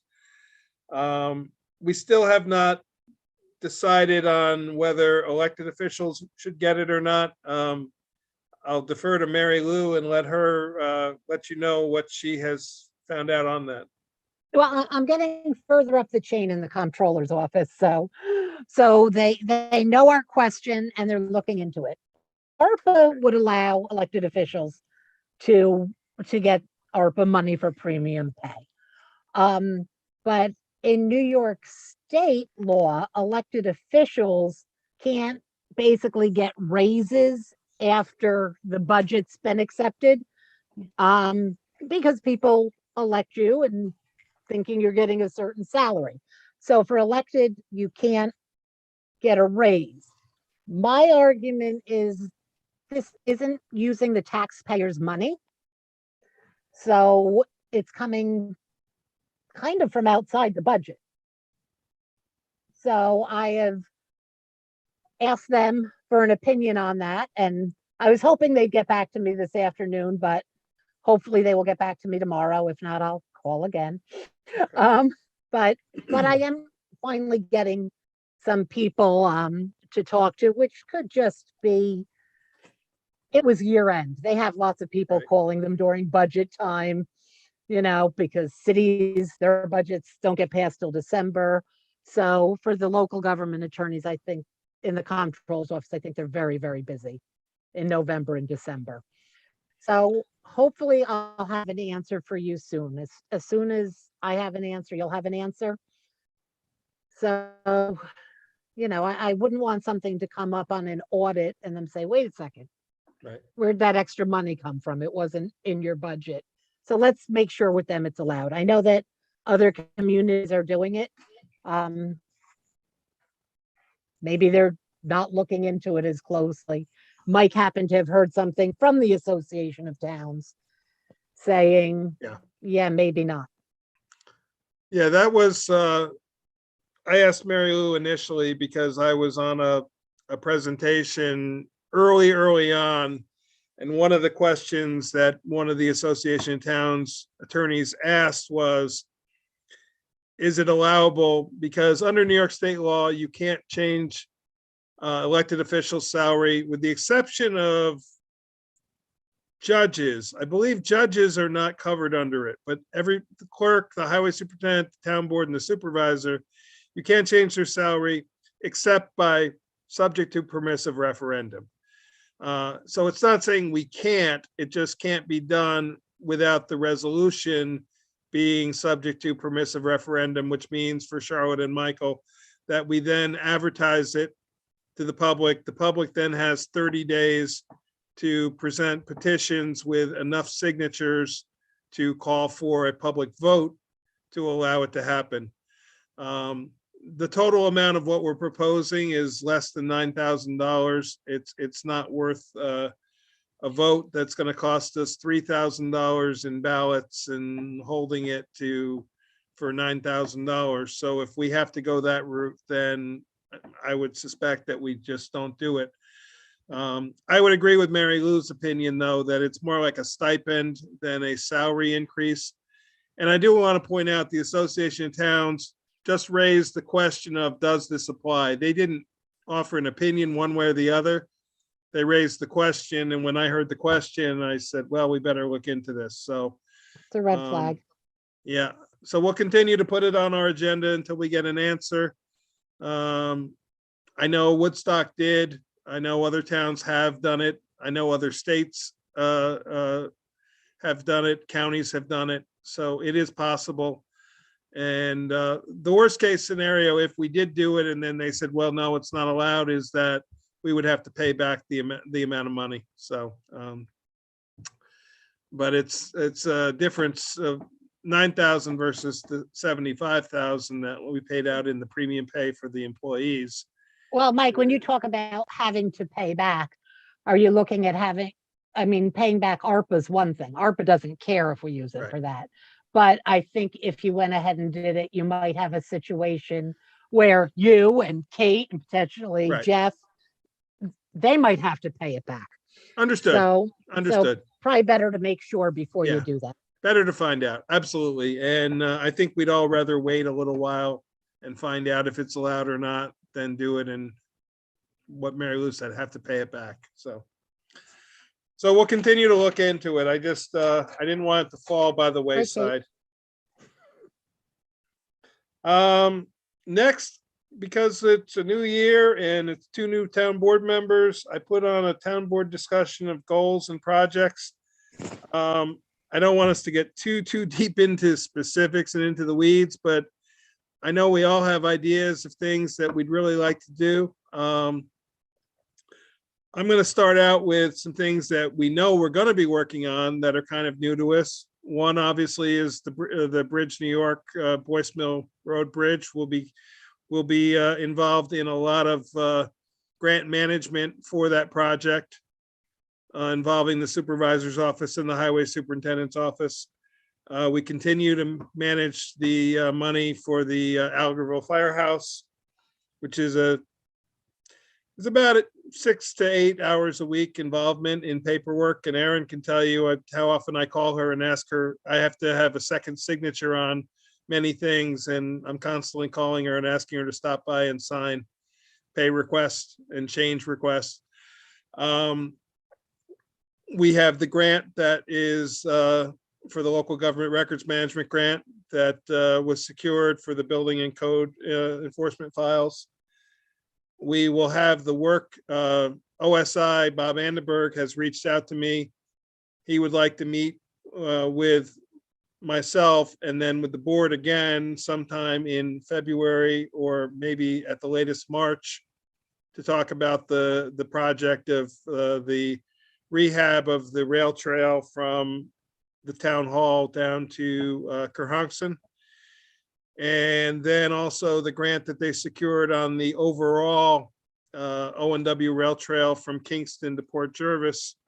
They will be involving us in those discussions. We're also going to be the Maybrook Lodge project, Walnut Brook. I always want to say Walnut Creek. Walnut Brook.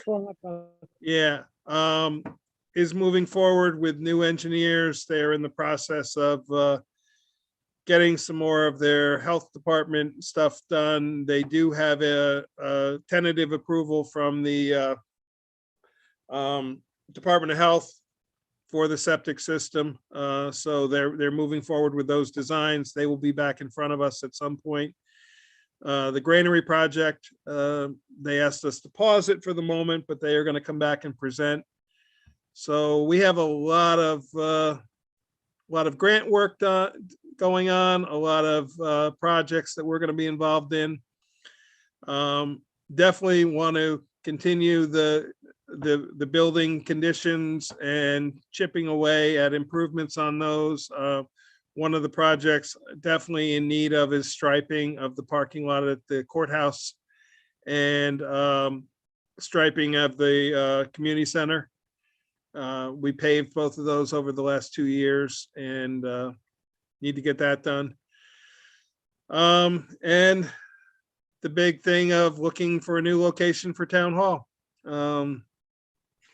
So the idea of a committee for that has come out. I think it's a good idea. I think we need to certainly talk about it some more.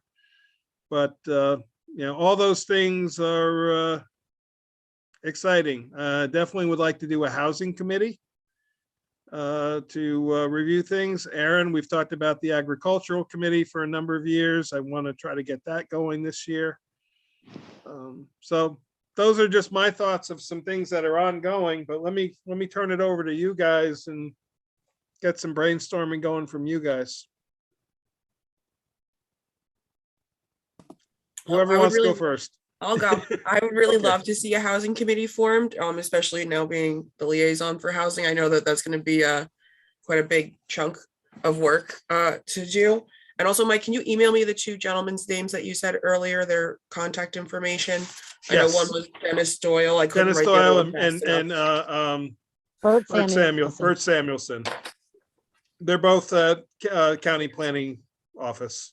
Dennis is the planning director and Bert is a member of the staff there.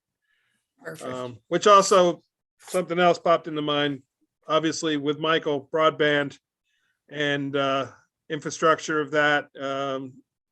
The county is looking at broadband on a county level, and they may be having a significant amount of funding from the infrastructure, the federal infrastructure plan, be able to be earmarked for that. So we wouldn't have to use our own ARPA money. We can use, potentially be involved with the county on that. So. Charlotte, go ahead, Charlotte. So, It's okay. You're fine. And then my other one of my other big things is trying to see what our options are and how we can update the website and make it more easily navigated for everyone, and potentially updating a Facebook and making it a little more. I'm a little envious of Marbletown's Facebook. They have a great following, and Michelle, who does their postings, does a really wonderful job over there. So to maybe pick Marbletown's brain and a couple other people and see what we can do to expand those, but definitely the website, because I know I got a lot of complaints when I was driving around canvassing about how hard it was to navigate. And I know that like certain committees, like Dave O'Halloran, rest in peace, is still listed on a committee on the website. I can't remember which one, but he passed away several years ago. So yeah, I think that's an archive page. I don't think that's an existing. Okay. Somebody brought it up to me and I found Yeah. it. So I was like, okay, Yeah. I was like, you're not wrong, but all right. Yeah, the Yeah. website would be a big issue. Like I want to focus somewhat on that. Yeah. Charlotte, maybe you could assist me, because in Facebook, you used to have a private account to be able to create a page, but now I believe it has changed. And maybe if you can find out from Marbletown how they created that page, if it was done through the town or if it's somebody's private Facebook page that they've just created, because it makes a big difference. Yeah, I believe it is Yeah. private now. I think you're right that that's changed in recent years. Yeah. Because I know, for example, a couple different businesses I've worked for, theirs were their own entity, and I got administrative privileges because I already had a Facebook, but they had an administrator that was just that Facebook also. Okay. So Okay. yeah, I'm happy to make Yeah, because I know the bridge with Marbletown recreation and find out. page and my page are just offshoots of our personal pages. Ashley inherited hers from the former youth director and just assumed it. And then I started mine on my own. The highway one, I'm not sure who actually it's tied to, but. Yeah, and then the pantry has one too, I believe, for our town. And they do. Yeah. Yeah, and everyone does great posting. It's just, it would be nice if it was centrally located so that it's it's here are all of your updates in one spot. We can still share and keep the other pages relevant, but Mhm. just have a central location for it all for people, I think would make Absolutely. communication a lot easier. It'd be easier to post the Zoom meetings and stuff for people to understand how to participate. Absolutely. If I can build off that 1 second, I have one resident who has asked again and again and again about a community newsletter. She is a part resident here and a part resident in another community, and there they have she said they have a weekly or maybe it's bi-weekly newsletter that the town clerk does. I would not ask Kate to have to do that. She has enough on her plate already. But perhaps it's something it's just distributed through email. I have looked into, I get a lot of cold call advertising in my email from companies that do text notices. I have looked at some of them, and some of them look like they might be usable, where, if you just have a bunch of cell phone numbers and you send out text updates. Like, for example, when we got at the last minute the rapid test kits for COVID, we got it out as best we could, but if we could have texted people, we would have gotten it out even more. So Yeah, I think that that's a great idea to have it, if we can look into doing a text alert system, because then if there's a road closure because there's trees down because of inclement weather, or if we're paving a road, we can just send it out the day before it's happening saying, hey, Berm Road's getting paved today, so you might want to find an alternate route, give people a heads up. If one of the four of you wants to become a communications liaison, I will happily appoint you that. So yeah, I think let me get my feet settled with housing Absolutely. first. And also because I am due in May, so I know that there's going to be a little time that I need a break to raise a baby. Understood. But after that, I'd be happy to take over and try to do a communications liaison too, and see if we can get a committee started for that if need be. Yeah. Well, my list that I made really bookends with this conversation. So if it's okay, I can go next. Please. Okay, so number one is website. So I would like to get started on that immediately. In my quote unquote spare time, I just look at town websites for fun, and I find who did them. So I have a list of resources and different things that are possible for us to do with our website. So I'm very excited. I'm excited to hear other people on the board really wanting to see this happen. And I think we should start the process very, very soon, because it's going to take a few months based on what I know about how booked up web developers are and website developers are right now. There'll be a lag. After we choose someone, there'll be a lag, and then the whole process is going to be very collaborative with our departments and the board, and that's going to take a while too. So, Erin, can I interrupt 1 second? Are you including Marbletown in that list? Because I just yesterday had the opportunity to go to their website to look for something, and they have a new website sometime in the recent past that they. And I actually reached out to the company by email, and the gentleman already called me today. He and I are scheduled to talk on Monday. Great. Yeah, he's going to call me back on Monday to have more conversation. Every website basically that I really like is done by that company. It's called Civic Plus. Civic Plus. And they actually last year, when I was looking into things for the transfer station, they did a 2-hour virtual demo with me about doing the websites, but we didn't have it in the budget last year. So I didn't do anything, but they were the ones that told me it can take a couple months for them. Right. But every single website that I am wow, this is so navigable, I scroll to the bottom and it's them. They do municipal websites, and they have a lot of other services also. So that kind of links up to one of my other, I don't know how to think of this, but I like this communications liaison thing, because I was thinking this board together, we might be able to develop a communications strategy just for the town and the town board to communicate better with our residents, with each other, with staff. And I think it might take some time to develop, but all the things that we were talking about kind of tie into that. Part of that I've been thinking about is an outreach campaign about services, highlighting what we do, figuring out different means of communication to get our residents to really know about what's going on. So that was one of my things. The ZRC proposals from last year, we now have 3 members on the town board that were involved in that committee.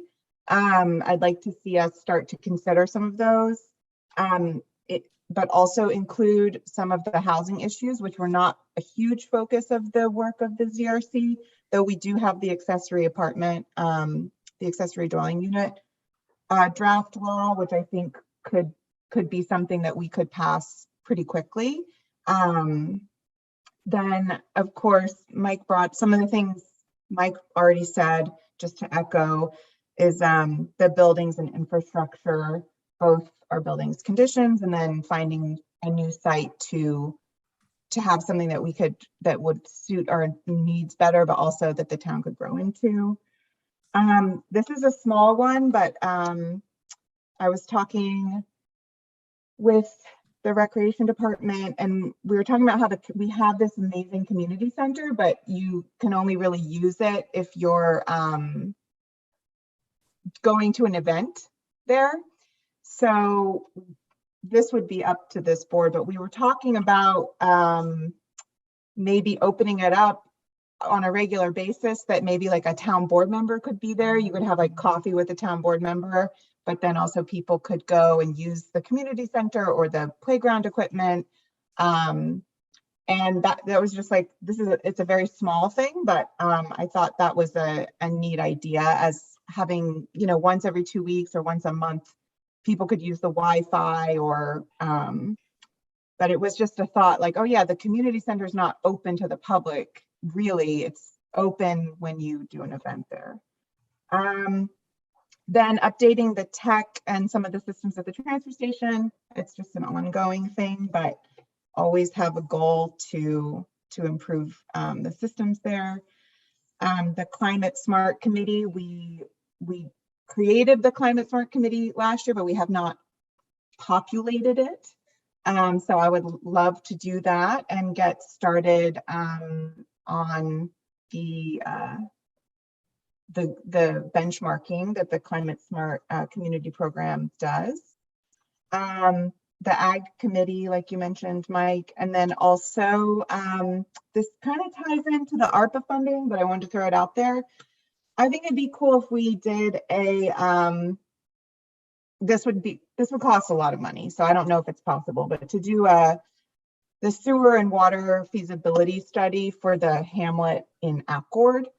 I know something has been done around Kerhonkson, but we're seeing a lot of development happening around the hamlet in Accord, and I think that could be something that could really make that hamlet, we'd be able to reduce zoning. There'd be all kinds of possibilities if it was possible. And it's always this question mark when we talk about the hamlet. So, Aaron, if I can jump in there, I'm hoping that when the rules come out for this infrastructure money, that was the secondary, it's separate from the ARPA money. There's a lot of money coming down the pike with these infrastructure projects. So that particular one, I agree, would be expensive, but that may be a great way. We would probably have to piggyback. My guess is that money is not going to go locally. I think that money is going to go countywide or regional wide. So we probably are going to have to compete for it. But I think it's a great idea to we'll keep our eye on that funding. And when that funding source emerges, be ready to jump on it. Right, that's all. That was my list. Michael, Adam? Go ahead, Michael. Adam started, so I'll let him go. So then everybody will have covered everything I want to do. There you go. So, for 2022, we got to, keep a weather eye on the EMS as it unfolds. I know, Mike, that's, something that you're going to pay particular attention to, especially on the county level. But it was great we had the ARPA funding, but, a giant amount of money hasn't been budgeted in the past. It's going to have to come from somewhere, or, something's going to have to happen here in 2022. And, whether that's, EMS districts. So again, I'm sure that'll be something we'll take a hard look at. Parking and traffic, again, I know we've been talking about, the ability to ticket, folks who, park, whether it's in the towaway zones, the swimming holes. I know we got to take a look at, our 4455 corridor. I know the grant money and the traffic study has started for that. But we should probably take a look and see where the update is, and, have real plans in place for the fall. We talked a little bit about the hiring process here in the town. I think that's something that we can do immediately, make some very quick strides. Again, working through our HR business partner. And then, just real quickly, the last thing is we got to get the baseball field done this year. This will be the third spring where we've planned on doing it. One year it was canceled. The project was canceled due to COVID. The first year of COVID. The second year, quite honestly, we just got too inundated, too busy with other pressing issues. But really do want to see that baseball field ready to go for spring training for the kids, obviously weather permitting. So those are just a couple of touch points for 2022. Mike, it's back to you. Great. Well, thank you. To touch on the EMS, I'm definitely, I think what Marbletown did in creating the improvement district is a good idea to look into. We were not in a position to try to do it last year because Marbletown, it was much easier for them. They had one ambulance district. We have two. Sorting through all that took a while. We've come to a solution for this year to get us through the year. They both are going to be in their hybrid mode, which is partial volunteer and partial paid. And I think, working with them, and if we start early enough in the spring, working toward creating two ambulance districts for 2023 is definitely going to be the way to go. So something we'll work with Mary Lou on, and we'll look for guidance. We'll get those contracts in place for this year, and then we'll get that moving sooner rather than later. Do want to bring up one other thing in the discussion item here. The chair of the planning board has asked, as you know, we have a fairly new chair of the planning board. He has asked if he could be allowed to meet with our attorney in person before each meeting for Mary Lou. Did he say the amount of time? You're muted.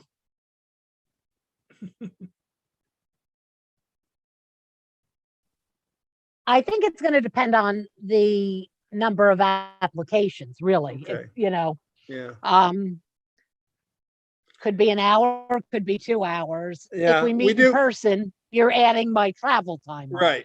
The difference is if they meet through Zoom, it's one cost. If Mary Lou travels to the town to meet, it's going to add an hour of travel time. Based on the number of applications we have and all that's going on, and the fact that we have a new planning board chair, I think it's, at least for the short term, that we go ahead and approve Mary Lou to come meet with him. I think there's a comfort factor. We haven't set the fees yet for the planning board fees. We could take that into account when we establish them. So the planning board is gonna meet at their workshop meeting, the one actually where Mary Lou's gonna do a training session, and then they're gonna recommend to us for our February meeting what they think their fees should be. So Mary Lou, maybe you could bring that up. So what is the board's feeling on that? At least for the short term, is the board okay with that? It would essentially add an hour of pay each month while they meet in person. Yeah, I would say if that's what our planning chair needs to do the job effectively, then I would agree that we should probably honor the request. Okay. Mary Lou, should we actually do a resolution, or if we just have a, No, you don't have to do a resolution, but if you get a Okay. consensus. I mean, we have a certain amount budgeted for the attorney for the planning board. It's just, Mary Lou just wanted to bring it to us to get our okay, because there is a cost involved, so. And I think that, I'm okay either way from my standpoint, but I've been doing this for 30 something years. Um, for Rick being the chair is new. And probably Adam and Mike Baden could tell you from having been on the planning board, there is something easier about rolling out those big maps and looking at those when you're going over a project, as opposed to seeing the map on your laptop and squinting a lot. Absolutely. So, And I don't know so- that we'll have to continue this, but for a few months until Rick, feels more comfortable. yeah. And he's still sort of feeling out the involvement of the planner on all these things too. And he is looking toward the planner. Part of why we raised the escrow fees, he's looking toward the planner to work more toward creating the decisions. In the past, previous to my being chair, it was done by the secretary of the planning board. Then I took it over, and then Maren continued that practice of doing it. But I can tell you, takes a lot of hours of time to write those decisions to the level of detail. So I think we're in a good direction by doing this. So Mary Lou, I'll let Rick know, but we can go ahead and Well, do you want to that. just make sure? I know you and Adam said okay, or Erin. Yeah. Anybody and else Charlotte okay? opposed to it? Let's put it that way. Okay, I'm not hearing any opposition. So, All right. so Mary Lou, you can let him know. And I know your first meeting is Monday. So Yeah, well, we were hoping to meet tomorrow, so that's good. there you go. And you go. I'm sure Rick's probably watching. Yep. Michael, Councilman Coleman still needs to give us his list. Oh, thank you. I apologize. I was waiting. I was going to jump on it. He tried to slide out of it.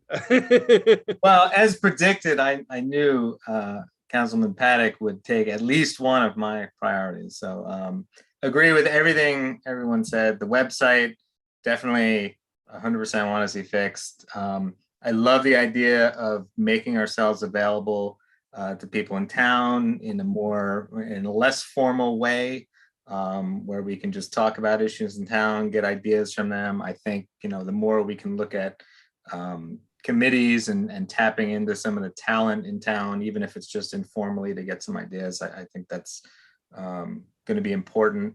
ZRC changes, having spent many hours doing that, I do want to look at that. We may not want to do everything in there, but there's definitely a lot to go through and a lot that we can do, and some stuff that I think we can do fairly quickly. The Hamlet infrastructure issues, the town hall planning, all important. The local EMS issue. I mean, we need to make sure that everybody in town who doesn't know, what a service they provide to us and how important that is, what they do. And I think anything we can do to help support them in the form of the trainings that they have to do, in the form of helping them build their membership, because that's so important and so valuable to know that, if you need to call 911, that someone's going to be there to answer. So I absolutely want to focus on that. I think I would love to see, and I guess these last two things kind of dovetail with one another. There's a lot of new people coming to town. There's a lot of new residents. If you look at next door, whether they're, people who've been here their whole lives who are joining, or people that have moved here in part of the great migration out of the suburbs and the cities. I'd love to find ways to get long-term residents and newer residents together. I think Heritage Day was fantastic. The Canal Day was fantastic. I want to see more of those events that we can do in collaboration with the recreation department, figure out ways. I know it costs money to set stuff like that up, but I think it's so valuable to our residents and to kind of get people together and have those conversations. We're all starved for that socialization. COVID has really kind of made that more challenging. So I think the more we can do that as the weather gets nicer, I would love to see more opportunities. I know Aaron is also into large gatherings and parties. We've talked about that as being a priority for town as well. So yeah, I'm excited to. We can give Rosendale a run for their money because they seem to be the town of festivals. They are Yeah. the town of festivals, and that's the change. If- Well, they don't have a chamber of commerce anymore, but that was their goal. If we could get our own pickle festival, my wife would be thrilled. So that's. I second that as the pickle festival. I second that. Well, supposedly Algerville, if you read the history, there's a historical that says peanut butter was invented in Algerville, which I always thought it was George Washington Carver, but Yeah, there is did George Washington Carver live in Algerville? no, but there is something out there about, and there's other history in Algerville too. The guy who wrote Rudolph the Red-Nosed Reindeer and Frosty the Snowman was from Algerville. So maybe we could have some sort of festival around that. There's always something we can come up with. I think we should have a festival about making up additional things that we can take credit for. And, There you go. did you know? Yes. I need to add